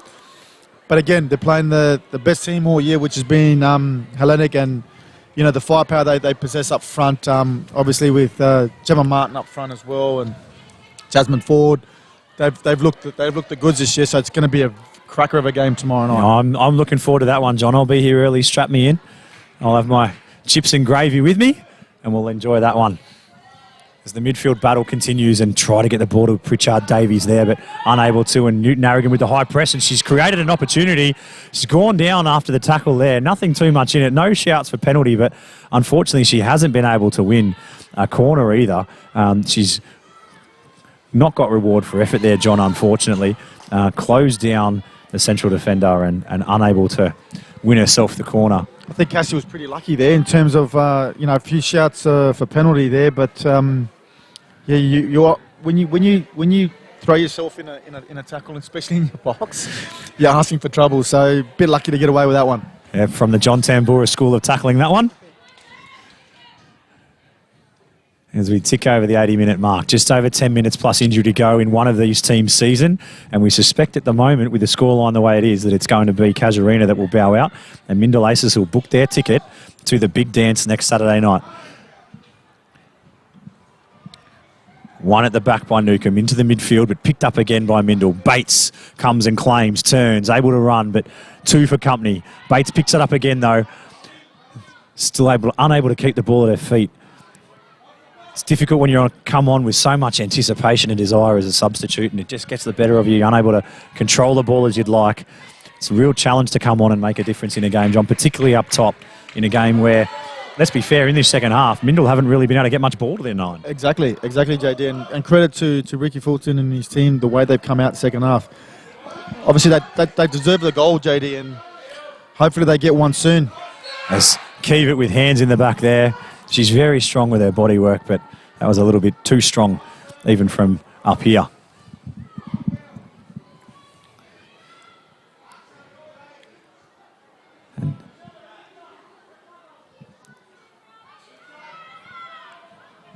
Got to get a hurry on with this free kick here, Casuarina. As I said earlier, the seconds are ticking away, each one making it more challenging for them to get back into this one. If they do manage to get 2, though, John, we will go to extra time, and after extra time we will have penalties. So unlike the lower divisions here in the Football Northern Territory competitions, where you'll go straight from the 90 minutes into pens, there will be extra time played if it's required. And cleared out by McWilliam. And one for Kiva to chase, and she's going to be a big chance to get to this. Got to the ball, but well done, Newcomb. In the nick of time, stepped in, played it out. And Kiva, she's stolen 10 metres on that. Well done. McWilliam. Anion Smith, ever present. She's not given up. She's continued to persist.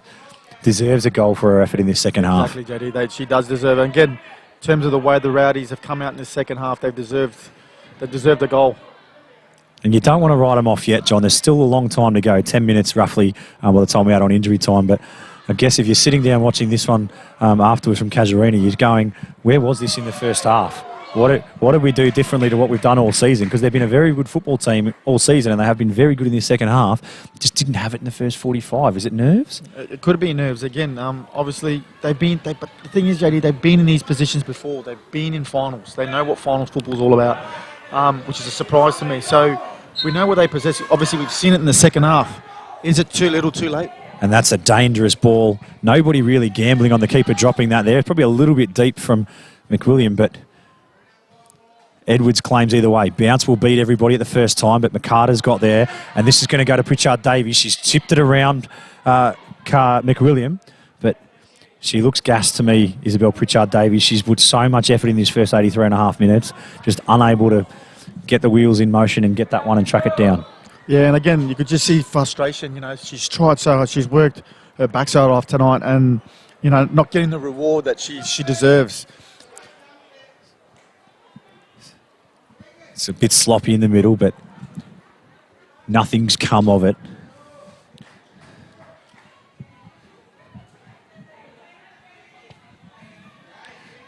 So as we're about to see a Casuarina throw here, I'll take the opportunity to give my congratulations to Sarah and Michael Hardy on their nuptials today. Unfortunately, I'm unable to join them there in their celebrations, John, but all the best, and I'm sure I'll be able to share a drink with you all soon. As it's breaking down the right-hand side now for Roberts. She's got a good motor on her and a good set of wheels. That's gone in and strong. I was going to say strong from Garland. Strong call. Called Cassie McWilliam out of it, but after she spilled the first one, as we'll see here, McWilliam's called out of it. Garland unable to control the first time of asking, and Matilda Carter took absolutely zero risk. No one around her, but put that one well out, and we'll see a Casuarina corner. They've been dangerous from these corners, but it's not Fulton that'll take. It will be the substitute Roberts with a left-footed corner. You suspect this will be an in-swinger somewhere around the 6-yard box, near the keeper. And she spilled her lollies again, but no damage done. Garland, nerves in the last 5 minutes here, John, as we tick into 85 minutes played here at Darwin Football Stadium. Kiewit onside by a mile because Hoffman was back, who's been so far up the pitch so far this second half, but well back there, keeping everybody on.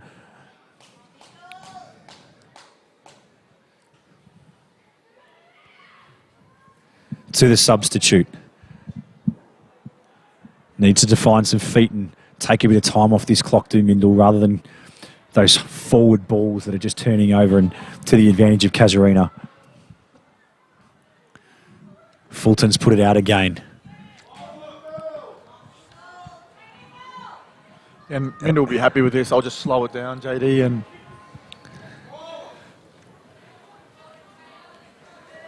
just just trying to break up the momentum of the Rowdies. And if anything you're going to get from the Rowdies, JD, is that they're going to come at you for 90 plus minutes. They're not going to stop. They still think they can probably win this game, and we've seen it year in, year out with the Rowdies. They'll fight till the death. So, well, that's what we want, John. There's 3.5 minutes plus injury time to go, and Ricky Fulton rolling the dice here. So it's number 8 that'll be coming on, Natalia Skritz-Pietz, and also number 9 in Soraya Malboy Hudson. Then coming from the field will be the skipper, Alexandra Fulton. And it looks like Isabel Pritchard-Davies. I did say that Pritchard-Davies looks absolutely gassed. Fulton's obviously seen the same thing, but it's two of probably his biggest weapons coming from the field. And what we want to see here for the number 8, the number 9 coming on the pitch is just effort, and more effort, and just to make something happen for their team here, John. And we'll also see another substitution from the Mindle Aces. It's number 2 that'll be entering the pitch. That's young Kaya Sharma. And she'll be replacing, I think it's Reeve. And she's had a fantastic game tonight, has young Reeve. So good to see some substitutes getting some pitch time here in a high-pressure game. And Kiewit to Hunter, back to Kiewit. That's a shot, and that's going to drop. It was under the bar, John, but into the side netting. So we've been watching her captain in the first half, I think. So we see the replay here. It was up in the night sky. It was always going under the crossbar, but always going just inside, or outside, I should say, to the inside of that near far post. As that's a first touch for Malboy Hudson. And Bates will keep Malboy Hudson company and keep her honest. Lovely turn by Malboy Hudson, trying to dribble herself out of defence and into attack, and she plays Hoffman to the other substitute there in Skripets. And that's gone forward to Roberts. Roberts direct. And again, who's there? Matilda Carter again, JD. She's been everywhere tonight. Good opportunity here for the Rowdies. And it's Skripets up top, actually. It was Sales that had the ball earlier. My apologies to both ladies. And Newton Arrogant on the ball now. Anion Smith needs to get forward because there was nobody coming from midfield into it to assist that line there. Had to be a pinpoint cross, and unfortunately it wasn't. And it's gone forward to Kiewit, who we know has still got wheels and obviously got a massive engine, because this is the 89th minute of this match, John, and she's still making those streaking runs forward. Yeah, phenomenal athlete, JD. Again, looking, still got the engine to get up forward and make those bursting runs. And Hannah will come and collect here. And again, just diligent work there from Cassie McWilliam. Shepherded the ball all the way into Hannah Garland's hands. It was never going to be anything but a Mindle Aces ball. I can't really split them, but Matilda Carter and Hannah Garland tonight, my best ons. Yeah, I think you're quite right. Mine would be Matilda Carter tonight. She's been fantastic in the back line. And that's a tough one for Kirby. Obviously, it's difficult to do much more as the skipper than score 2 goals, inspire your team. But the two of those ladies tonight at the back we're talking about, Matilda Carter and Cassie McWilliam, have just been absolutely outstanding. And if they do the same thing next week against either Mindle Aces or Litchfield, then you suspect that they're going to be very, very difficult to beat for this premiership, John. Yeah, exactly right, JD. And again, we talk about finals, or we talk about any game in general. You know, if your team wins, you know, if you've got 11 players on the pitch, if 7 or 8 players win their personal battles, 9 times out of 10, you're going to win that game. And tonight, you know, most of Mindle's players have won their personal battles. Time added on, 3 minutes. As you hear CEO Bruce Storter over the loudspeaker here, there'll be 3 minutes of additional time here. So 3 minutes for the Casuarina Rowdies to save their season and send this one to extra time. They looked really likely to pull a goal back, John, in the first 10, 15 minutes of this second half, but the last sort of 10, 15 minutes when they've really needed to push, it's actually been Mindle that have been on top. Mindle certainly have been good value for their 2-goal lead, but you feel 2-1 is probably a more reflective scoreline, but certainly Mindle have been more on top of this game than Casuarina. Yeah, and again, first half, probably 15, 20 minutes in, it was pretty cagey, but after that it was all Mindle. second half, it's been all the Rowdies, but just, again, all the efforts, they just couldn't get a goal on the board tonight. So the ball's gone into the centre of midfield, and you suspect that this will just be keep possession now as we're into the second minute of the additional 3. And very direct stuff, and that's fancy footwork there from McWilliam at the back. Had Newton Arrogant for company, but always favoured to get that one away. It's Matilda Carter. Again, first time. Just need to put a foot on it here, Mindle. They've got so much space, particularly coming out of the back into midfield. Just put a foot and soak up some minutes. If Kiva can get a ball here off Wilson, then you suspect that that's what she'll do. Get to the corner. If she can keep this in, then that's just about curtains for this one. Get to the corner and just hold the ball up. But they're after more. She's put a ball in here for the substitute to chase. Could have possibly taken it first time, but unable to keep it in. Unfortunate stuff there for young Sharma. But if she had just thrown her unfavoured left foot at that and bought a ticket, she might just have won the lotto and finished this one off 3-0. As it's played out here, as there's a sense or an air of inevitability now from the Rowdies. We're into the last minute of the 3. They need 2 goals in 60 seconds to keep their season alive. They haven't stopped yet, and they're still trying to get this goal. It's Roberts keeping possession. They need to keep the ball now. Can't turn it over. Ball forward to Newton Arrogant into an area. Hit and hope stuff, but again, McWilliam claims it. Newton Arrogant's turned it over. No foul, says the referee. Gone out by Matilda Carter, and Hannah Garland's got it, and she'll kick it away. Can't pick that one up. Forward to Kievit. If Kievit can win this ball, you suspect that that's just about all she wrote. The fourth official's looking at referee Tim Lay, and you suspect that we're into the very dying embers of this one. Hoffman with the ball. Always trying. Hunter to McWilliam, who plays it forward, and Bleakley's got it again, but Bates is able to win it off. Bleakley with the bodywork, though, and this one's gone out to this right-hand side to Malboy Hudson. Forward to Roberts. Really just has to back herself and turn and go here, but she's put a ball into an area for Newton Arrogant. If Newton Arrogant was in a 9's position, she probably gets onto that, but she's been stuck out on that left wing playing 11, John. Yeah, again, that's when you needed to come into and become that second striker, JD, And the cheers of the crowd will tell you that the referee has blown full time in this one. No change to the halftime scoreline. It's finished 2-0 to the Mindle Aces. They progress to next week's grand final here in this Darwin Women's Premier League. Commiserations to the Casuarina Rowdies. They've been fantastic all season, finished second on the ladder, but they go out tonight to Mindle, who have been really good value, as John and I have said, for their 2-0 win. But stay with us. We'll be back in just a moment with some more analysis and some of the players here to wrap up this second semi-final, taken out 2-0 by the Mindle Aces over Casuarina Rowdies.